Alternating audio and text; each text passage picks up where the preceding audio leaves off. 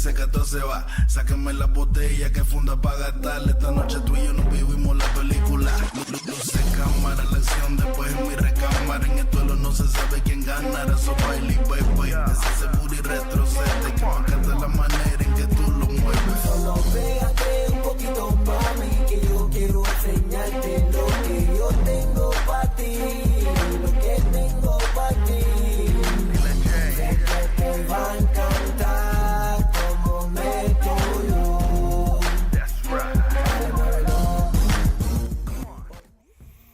What is going on, Cowboy Nation? Welcome back to Primetime Studios. Like always, I'm your host, Primetime Phil.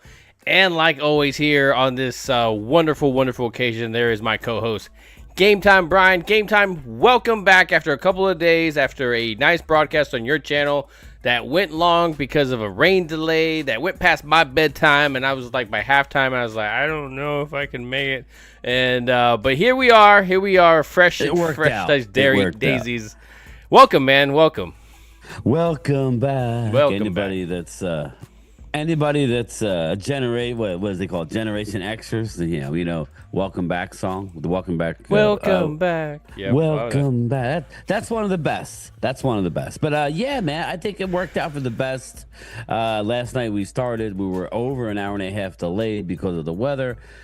And Phil's got some weather rolling in. That's why I was like telling Phil, hey, let's do one. This could, he's going to be hunkering down. So yes, I will be. Let's get this in, and hopefully he goes unscathed. But yeah, we stopped at halftime, and that was fine.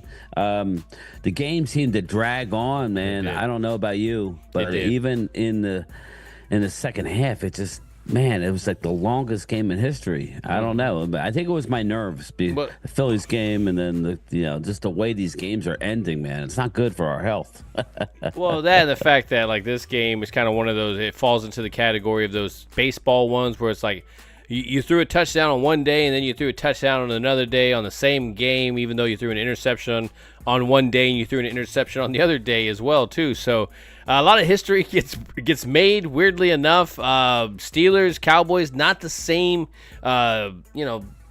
gun-ho type of feeling when you go into the matchup. You're not thinking, oh, this is playoff contention type of stuff if they were within the same conference. But still, you don't have that same feeling about both teams. So that's what you're talking about, where it felt longer. It was kind of dragging. The weather had kind of pushed it already to that point by the time it even started.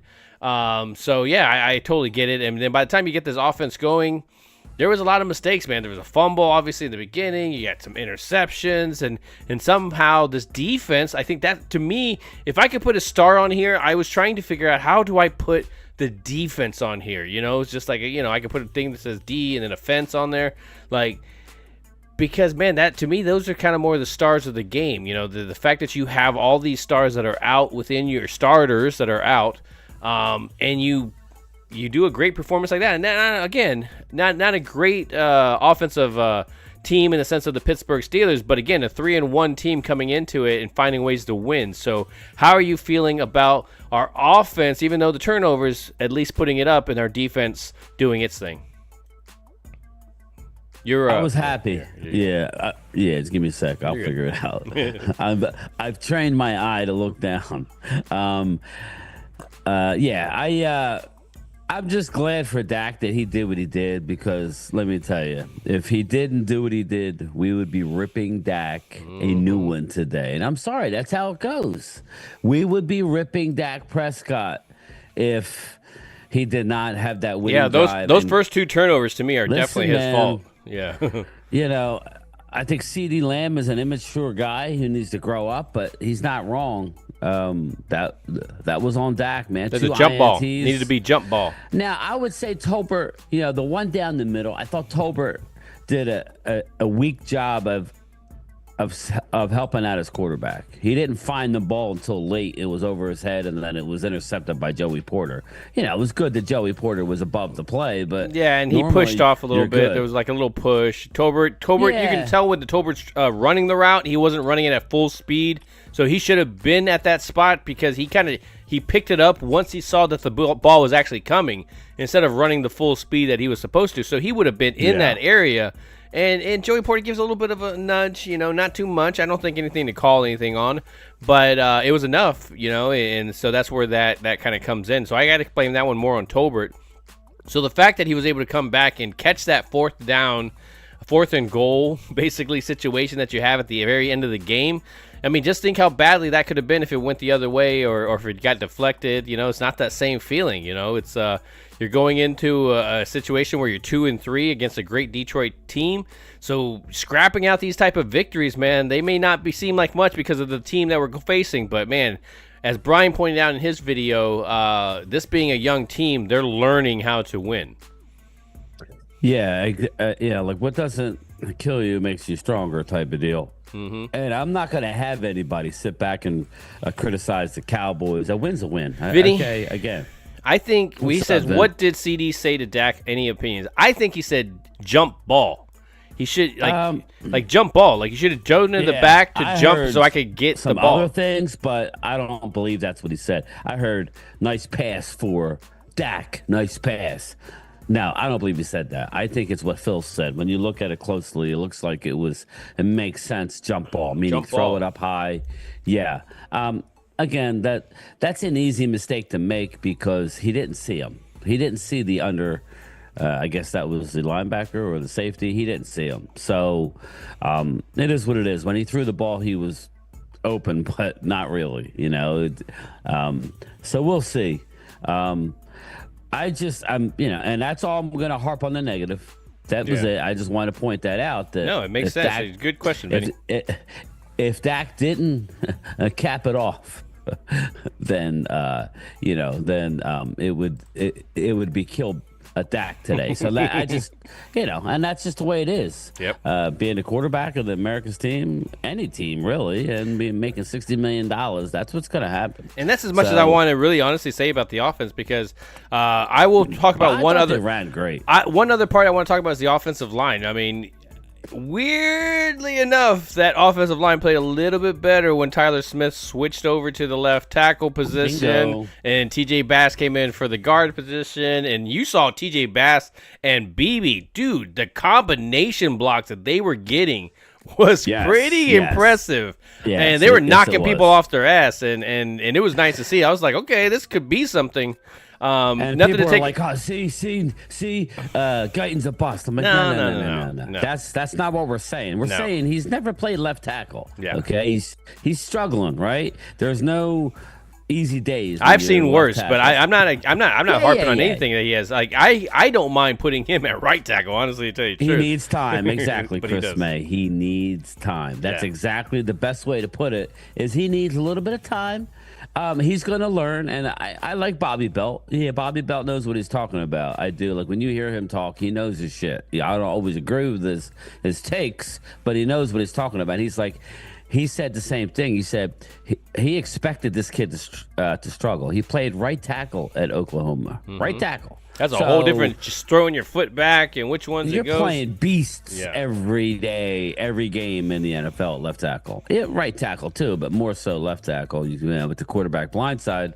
Well, it's kind of one of those things where haven't you driven home and you need to make an errand real quickly, but your mind kind of wanders, and then by the time you know it, you drove all the way home without even thinking about it. It's kind of that same way with the tackle. I mean, you're kicking your leg out and you're going in a certain direction, and it's a little bit harder to do it. I think Mike McCarthy kind of summed it up in the sense it's like wiping your ass with the other hand. It's like it just doesn't go.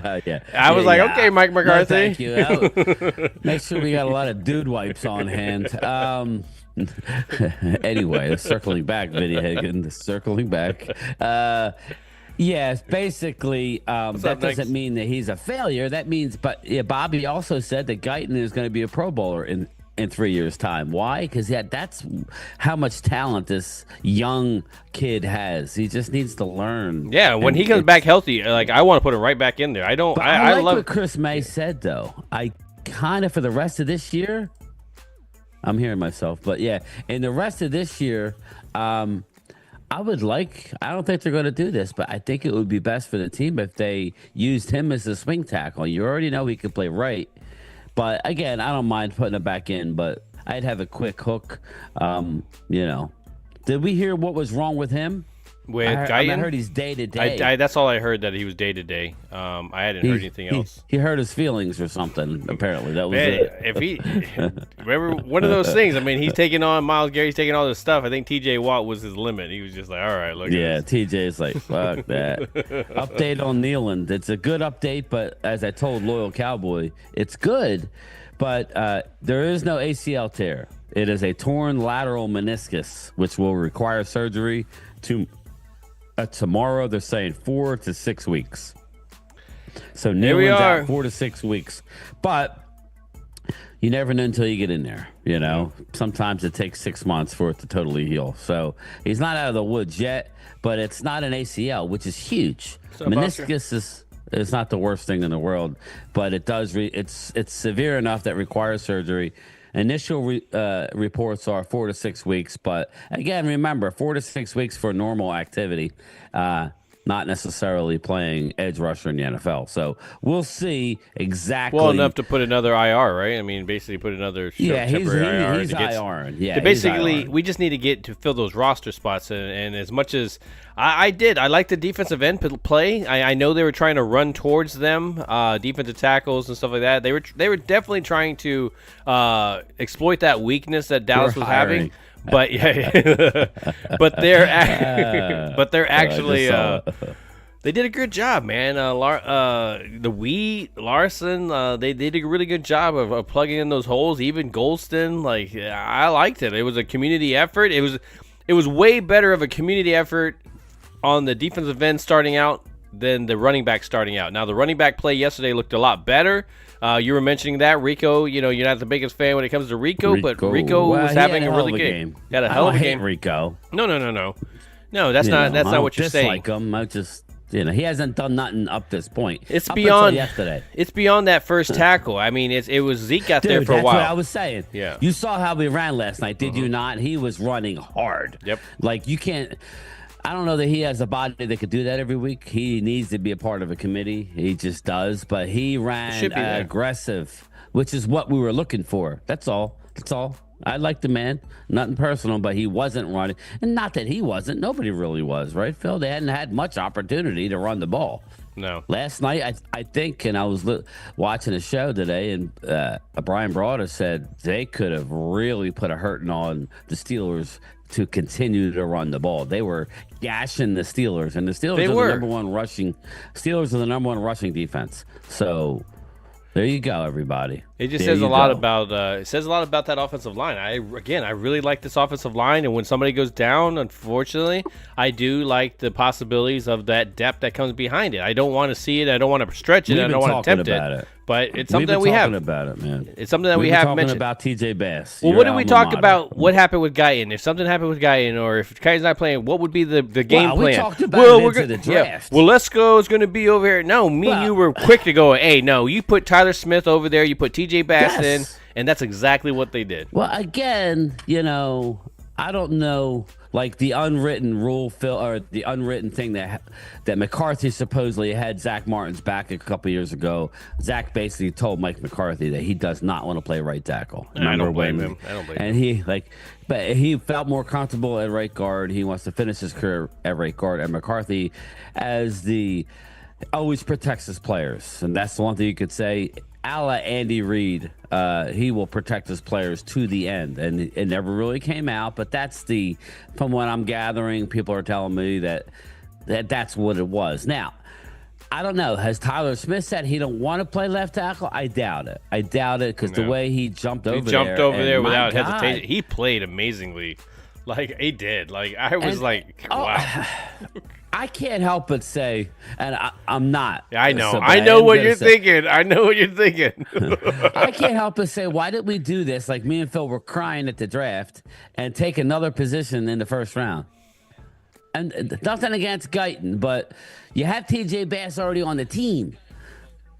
I'm okay. I would put Guyton on the right side. That's exactly what I would do. I would put Guyton on the right side. Or Guyton could be my swing tackle for right now in the between. I just mean if I could have revisionist history, maybe we take, I don't know, anybody that's on the board. Doesn't matter. It really doesn't. He's on the team. But Steele was okay. But he was had his moments, but like again, he's struggling. It's hard to say that when you're going against Watt. It's like for me to say that it's like, dude, he lines up so far outside that he's such an athlete. That's the problem. If he was more up on the line of scrimmage like a traditional, he is outside of a wide 9 guy. Yeah. And he's just way too fast for most people. But, I thought it was a telling that the last play of the game, when you watch it, right? Just watch the last play of the game and watch the play. Well, not the last play of the game, the last where we scored the touchdown, right? Watch the offensive line. There's one guy who gets beat badly. Can you guess who it is? Steele, probably, yeah. No. No, it wasn't Steele? Zach Martin got toasted, Dude. and Zach Martin's guy was screaming at Dak. Now, he didn't get toasted because Dak held Well, on I to know the that, ball. but you've seen But the one guy who was coming in was Zach Martin's guy. Did a swim move. Zach was chasing, running back towards Dak, and Dak got rid of the ball. But that's the thing about it. Zach has been a little bit more down to earth this year. Still love him, but yes, definitely. I was laughing because I'm like, holy shit, the one guy you would think would be good. Yeah. And I just got to say this again, he's not perfect. He's still learning. Everybody does. People who don't know, don't know. Freaking Cooper Beebe, what he's doing is unbelievable. And now, but do you know he's like ranked by PFF like as like the 28th out of 32 centers? Like it's like really like what are you? Well, that's what it showed on the Sunday Night Football. Yeah, I heard he's top 5 in pass pro. But you got to remember, we haven't really ran the ball much. Yeah. So that's kind of why. I mean, he's the upper tier, but I'm just saying when it comes to allowing pressure in Dak's face, there's a night and day difference of what Dak has had almost the most time in the whole league is, believe it or not, in time to pass. Where Dak's getting some issues is off the edges, on Guyton, and on Steele. That's where it's hurting us the most. Yeah. It's that blindside hit, and it hit him again yesterday. Dak's holding on to the ball sometimes, waiting for these hurt receivers, not named CD, to get open. What's up, Troy Daniels? How are you? But yeah, I look at nothing against Biotish, but between Tyler Smith and now TJ Bass and now Cooper Beebe and Zach Martin, that's about as solid as you can get, man. That's about as solid as you could get. Well, even on that last play, let me bring this up to towards the last play there. You had Rico like fumbling it. And Dak jumps on that ball. I was watching it. I told my son, I said, if they have Rico try, I swear to God, I said, if Rico tries to jump over the top, I said, he very well could fumble. He's not that guy. Yeah.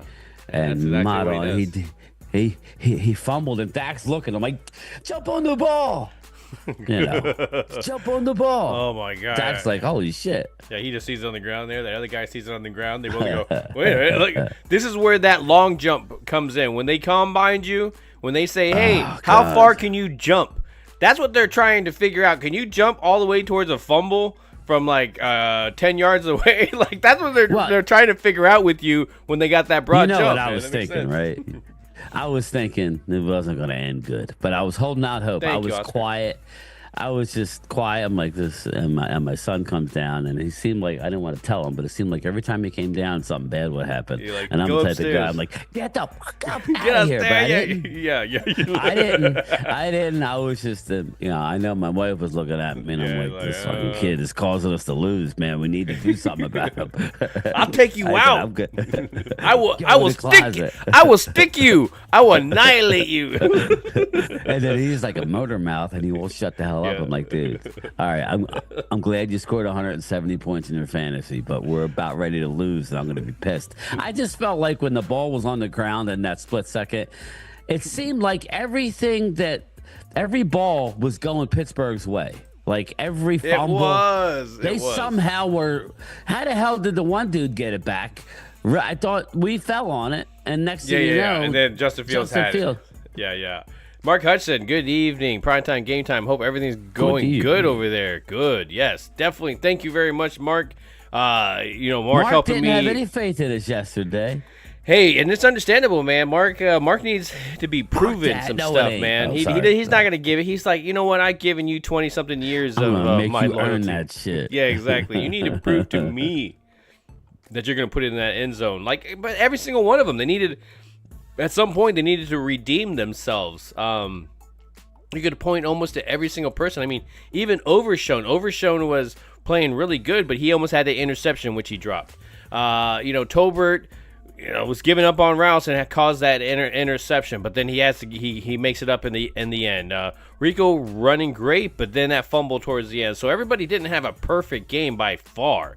But man, what a great job by the defense. I think that's what it was. That's what I was talking about through the season, is when your offense can't do anything because of whatever reason, penalties weren't as such a bad thing yesterday and being on the road.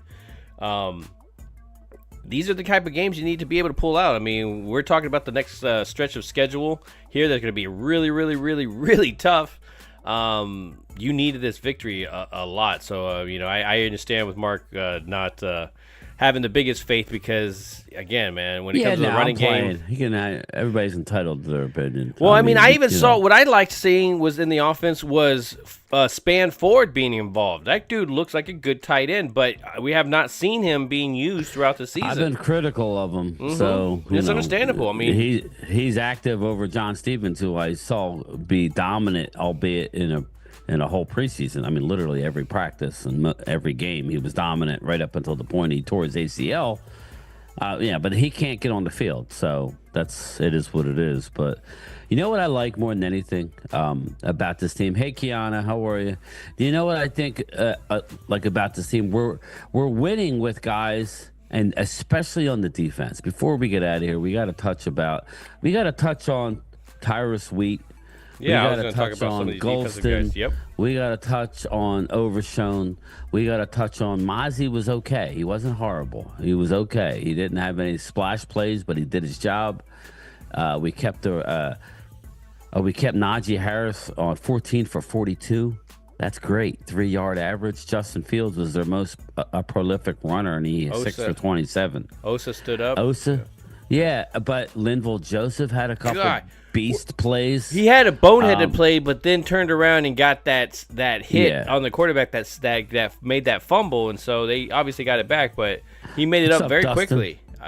Damone Clark, he's out there, but not as much. Where the hell is he? Fowl. Like, I feel like I don't see him at all. Yeah, thank you, Dustin. That's exactly. What the heck was that? Well, Maris Leofow had a great game. Yeah, he does. So he's a quiet assassin. He's a sideline guy who is attracted to the football. So again, he's a rookie, and he wasn't necessarily a great college player, but you get college coaching, college schemes, you go into NFL, you get your hands on a guy like Mike Zimmer, who's a veteran, really good, NFL defensive coordinator. You know how to use him. He loved him from day one. I was critical. So far, so good. I mean, how could we argue? I mean, he had a clutch open field tackle. Clutch. So, yeah, Clement, I agree with that.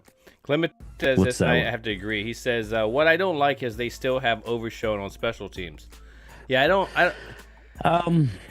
and that kind of falls into that whole same category. I agree with you with Romo and special teams. Just because you started the beginning of the season like that doesn't mean the role doesn't become more important, that you need to get somebody else in there. We'll see. I don't have a problem with it because special teams is very, very important. Well, it is very important, but always a more possibility of injury, I feel like, on special teams. Yeah, but it's not like it used to be. It's not like they're running. They're at a standstill. Everybody on the field except the returner. Except Jeff Lee. So the collisions are not as bad. Esman, what's up, brother? Angelica, there you are. Yeah, I thought that was a straight. Oscar said, "Yeah, when we hunker down." I thought he hit him in the chest area. I didn't think it was a roughing the passer, especially since the ball had just came out of there. But the judgment call, you really can't really dictate too much of that. My opinion, I think it wasn't. I still don't believe it was a hit to the head. I feel like he launched. That's what they saw. He left his feet and launched into him. Anytime it's the quarterback, they're going to be ultra sensitive. That's what happened. So, It is what it is. It's over. We got the dub. Rico, 20 for 87, 4.4. He was the best running back on the field. Everybody kept saying Najee Harris. He was the best running back. And I like Najee Harris. I'm a big Najee Harris fan. I definitely love the way he runs. Again, didn't look good yesterday, but that's a great thing. I'm always about that. I'm always about that. And I have him on my fantasy, and he's been tearing it up. And I'm okay with losing my fantasies because these guys did not do well. Definitely okay with that. We forget who we beat yesterday. We beat the number 1 ranked rush defense, and we put up 4.4 yards a carry. They have Patrick Queen over there. Remember, they're the ones who landed Patrick Queen. They had Peyton Wilson who flashed. Peyton Wilson didn't play a lot. Booty shorts. He had 9 total. 5. T.J. Watt, Joey Porter Jr., Cam Hayward. Hayward was just wreaking havoc. Yeah. I mean, it goes on and on. Yeah. They got a great defense. Ogunjobi. I mean, Mark Robinson. I mean, they do. The beast. They do have a great Keanu Benton. I like Keanu Benton coming out in the draft. They even have stupid-ass DeMonte KZ. Do they? Yeah, they do. Oh, yeah, they do. They do. Just real quick, Eric Kendricks led the Cowboys. Remember I said that he would have to have had a good game for us. Yeah. He led with 10 tackles, 4 solo. Overshown was number 2 on the team. 8 tackles, 7 solo.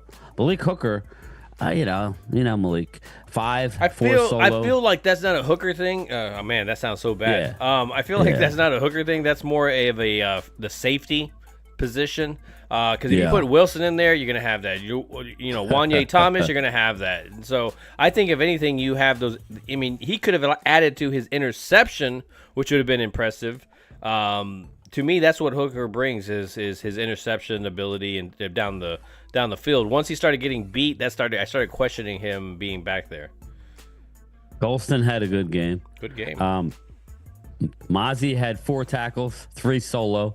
So that's a hell of a game. The first couple of weeks he was out of the stat sheet. He was off the stat sheet. The last couple, he's all over the stat sheet. Even the corner. I mean, you had the corner that was filling in for Carson's Ari Wario. What was his name? Yeah. Yep, what he said. Or Oruwariye. Amani Oruwariye. Yeah. But looking at our team, just Trayvon Diggs, he's shadowed Pickens. Whiny ass Pickens. 3 for 26. You see what Pickens did to Lewis 20. at the end? Yeah, I know. Lewis gets under your skin, though. He does. Yeah. Lewis gets under your skin. He's going to get fined for that. You talking about Pickens or Lewis? No, Pickens. No, Pickens. Yeah. Pickens is going to get fined. Yeah, so listen, man. I don't know how we can not be happy. If just realize we did that. I just read you their stats for the Steelers. We out-yarded the Steelers by a lot. We out-yarded them by 226 for the Steelers to 445. We had 445 yards of offense in horrible conditions. It wasn't too bad after, at least the way it looked. It's probably worse there. Field was soggy. We did wonderful. We lost the turnover battle. Big time. So how could we be upset with what happened? Beggars can't be choosers. Mm-hmm. A win is a win is a win, and that's it. You take it, you move on. Yeah, and I'm pretty happy about it. I know going into the next matchup, you just got to take it week to week. This upcoming week is going to definitely be a huge challenge with all of our guys being out still. That doesn't change. That, though. Yeah. We could be exactly where we said we were going to be after 6 weeks. So we'll see, man. We'll definitely be talking about it a little more. We're going to go ahead and get out of here because he's going to be jumping back on in about 30 or so minutes, right? You got Monday night? I'm going to have the channel members on. So Phil's going to hunker down with his fam, watch some disaster movies before he loses power. Dude, I was watching Twisters. I was watching Twister yesterday, and my girl was like, really? This is what you're going to be watching? And I was like, oh, I didn't even think about it. I was like, It was Helen Hunt. Helen Hunt I had really me. wanted to watch. I'll probably watch it Wednesday. Maybe Wednesday. I got to go to a funeral Wednesday, so I don't know. I have to watch the Salem's Lot, but I haven't had a chance yet. So, but yes, just make sure you guys. Yeah, everybody be safe as well, Jojo. Everybody hunker down. Angelica, put the dogs away. Make sure they're taken care of.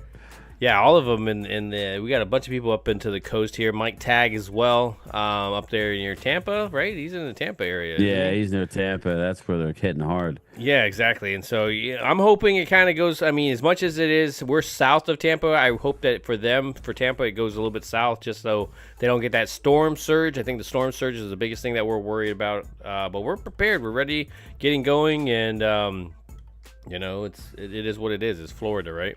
So this comes with the palm trees and beaches. But anyways, I appreciate everybody coming through. I appreciate this Cowboys victory. It was ugly. It was not pretty. But you know what? When you really break it down, you look at it when you take a step back and you see what the rookies did, the young guys and what they did. Yes, mistakes were made. But, man, did you learn from your mistakes? I think a lot of them did. That doesn't mean anything going into the next game, but at least they learned within the same game and were able to pull out a victory at the end. So I got to give my Cowboys a lot of credit on there. Game time, I appreciate you coming through, but I appreciate you guys not forgetting to do what? Ring that bell. Damn right. You guys take care. All right, hey. All right, good job, guys. Let's just not come in tomorrow. Let's just take a day. Talking prime rib in bed. I'm using a blanket as a napkin. That's fancy. That's fancy. Real fancy. What? Did we just become best friends? Yup. Do you want to go do karate in the garage? Yup. Ain't nobody got time for that. I think we handled that with dignity. Free candy! You only loves chocolate.